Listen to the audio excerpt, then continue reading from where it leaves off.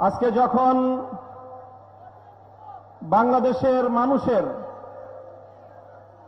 গণভোটের গণরায়ের অধিকার আদায়ের জন্য ফ্যাসিবাদ বিরোধী আন্দোলনের শক্তিগুলো ঐক্যবদ্ধভাবে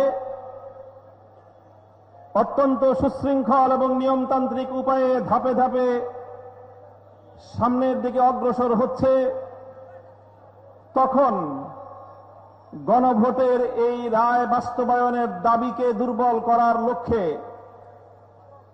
ভেতর ও বাহির থেকে নানা ধরনের ষড়যন্ত্র এবং চক্রান্ত পরিচালিত হচ্ছে। আমি বাংলাদেশের আধ্যাত্মিক রাজধানী শাহজালালের পুণ্যভূমি, আলেম ওলামাদের পুণ্যভূমি এই সিলেটের মাটি থেকে আমাদের বর্তমান অবস্থান সুস্পষ্ট ভাষায় ব্যক্ত করতে চাই। আমি দেশবাসীর উদ্দেশ্যে বলতে চাই এবং সরকার ও দেশের সকল নাগরিকদের জন্য আমার পরিষ্কার বার্তা হলো এই: আমাদের এই ঐক্য শুধুমাত্র ক্ষমতার ভাগ বটোয়ারার জন্য হয়েছিল না। আমাদের ঐক্য শুধুমাত্র আমাদের এই রাজনৈতিক 11টি দলের ভাগ্য করার জন্য আমরা ঐক্য করি নাই। আমাদের ঐক্যের যাত্রা শুরু হয়েছিল জুলাই বিপ্লবের উদ্দেশ্য বাস্তবায়নের লক্ষ্যে যে জুলাই সনদ প্রণীত হয়েছে, সেই জুলাই সনদ বাস্তবায়নের আন্দোলন থেকে আমাদের ঐক্যের যাত্রা শুরু হয়েছে। সুতরাং আমি সে কথা স্মরণ করিয়ে দিয়ে বলতে চাই, আমাদের ঐক্যের যাত্রা শুরু হয়েছিল জুলাই বিপ্লবের উদ্দেশ্য বাস্তবায়নের লক্ষ্যে। সুতরাং যতদিন পর্যন্ত জুলাই বিপ্লবের লক্ষ্য অর্জিত না হবে, ততদিন পর্যন্ত আমরা ঐক্যবদ্ধ আন্দোলন চালিয়ে যাব ইনশাআল্লাহ। আমি স্পষ্ট ভাষায় বলতে চাই, আমরা জুলাই বিপ্লব যারা করেছিলাম, আমরা দীর্ঘ 17 বছর পর্যন্ত ফ্যাসিবাদের নির্মম নির্যাতনের শিকার যারা হয়েছিলাম, আমাদের নেতা কর্মীরা গুম খুন হত্যাকাণ্ডের শিকার হয়েছিল, আমাদের ভাইয়েরা শাপলা চত্বরে রক্ত দিয়েছিল, আমাদের ভাইয়েরা 2021 সালে মোদী বিরোধী আন্দোলনে রক্ত দিয়েছে, আমাদের ভাইয়েরা 2024 সালের ফ্যাসিবাদ বিরোধী বৈষম্য বিরোধী আন্দোলনে রক্ত দিয়েছে। প্রায় 1.5 সহস্র শহীদের রক্ত বিধৌত বিপ্লব, 30,000 জুলাই যোদ্ধা হতো। যোদ্ধারা আজও পর্যন্ত বাংলাদেশের বিভিন্ন হাসপাতালের বিছানাগুলোতে ছটফট করছে। আমাদের অনেক ভাই বোনেরা চিরদিনের জন্য চোখের জ্যোতি হারিয়ে অন্ধত্বকে বরণ করেছে। আমাদের ভাই বোনেরা অনেকে চিরদিনের জন্য পঙ্গুত্বকে বরণ করে নিয়েছে। মনে রেখো, শহীদের স্বপ্ন, যুদ্ধাহত জুলাই যোদ্ধাদের স্বপ্ন পূরণ ছাড়া রাজপথ থেকে বিচ্যুত হতে পারি না আমরা। আমি বলতে চাই, বর্তমান সরকারকে আমরা বলতে চাই, আপনারাও ফ্যাসিবাদ বিরোধী আন্দোলনে আমাদের সহযোদ্ধা ছিলেন। বরং আমি আরো এক ধাপ এগিয়ে বলতে চাই, ফ্যাসিবাদ বিরোধী আন্দোলনের সবচেয়ে বড় অংশীদার ছিলেন আপনারা।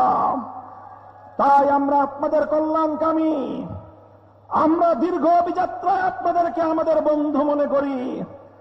আর বন্ধু মনে করে আমরা যেমন দেশের কল্যাণ চাই, শহীদ প্রেসিডেন্ট জিয়াউর রহমান এবং বেগম খালেদা জিয়ার বিএনপিরও কল্যাণ চাই।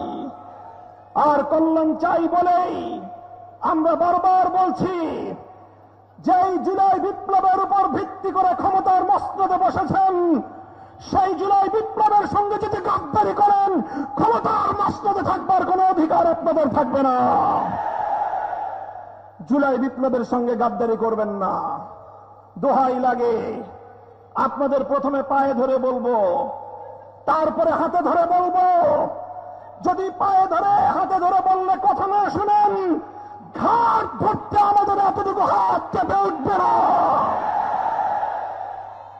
সরকারকে আমরা বলতে চাই, দেখেন আমাদের বক্তব্য পরিষ্কার।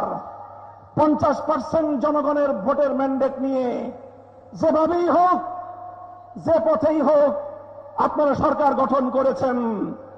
50% জনগণের সংসদ নির্বাচনে ভোট প্রদানের যে মর্যাদা এবং সম্মান রয়েছে, গণভোটে প্রায় 70% মানুষ যে হ্যাঁ ভোটে ভোট প্রদান করল, সেই 70% মানুষের ভোটাধিকার নিয়ে যদি ছিনিমিনি খেলতে চান, ইতিহাস স্মরণ করিয়ে দিতে চাই আমি আপনাদেরকে।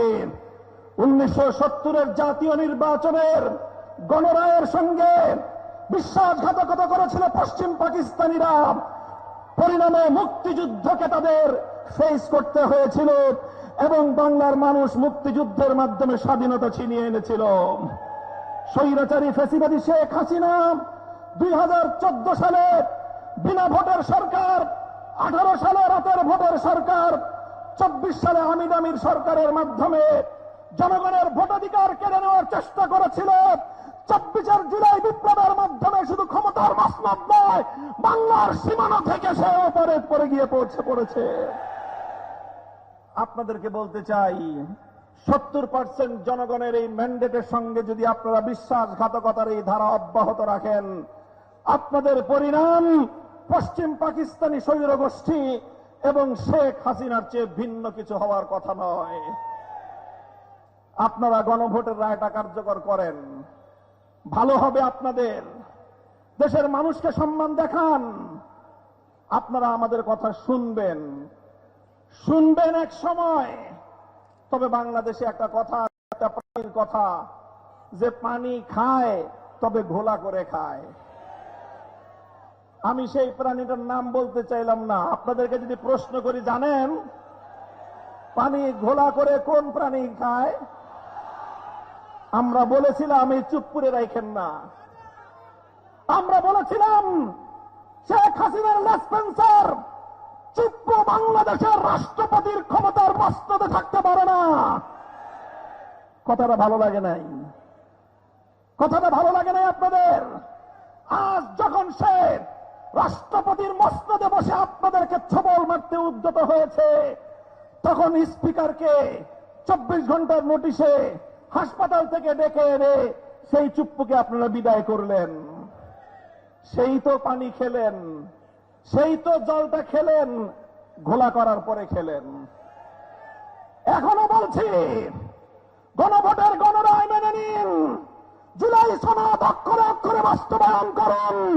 জনগণ যেভাবে হ্যাঁ ভোটে ম্যান্ডেট প্রদান করে জুলাই সনদ বাস্তবায়নের জন্য সংবিধান সংস্কার পরিষদ গঠনের যে ম্যান্ডেট দিয়েছে, সেই সংবিধান সংস্কার পরিষদ গঠন করুন। অন্যথায় রাজপথে আপনাদেরকে আমরা মোকাবেলা করব ইনশাআল্লাহ। আমাদের এই আন্দোলন জুলাই বিপ্লবের স্বপ্ন পূরণের আন্দোলন।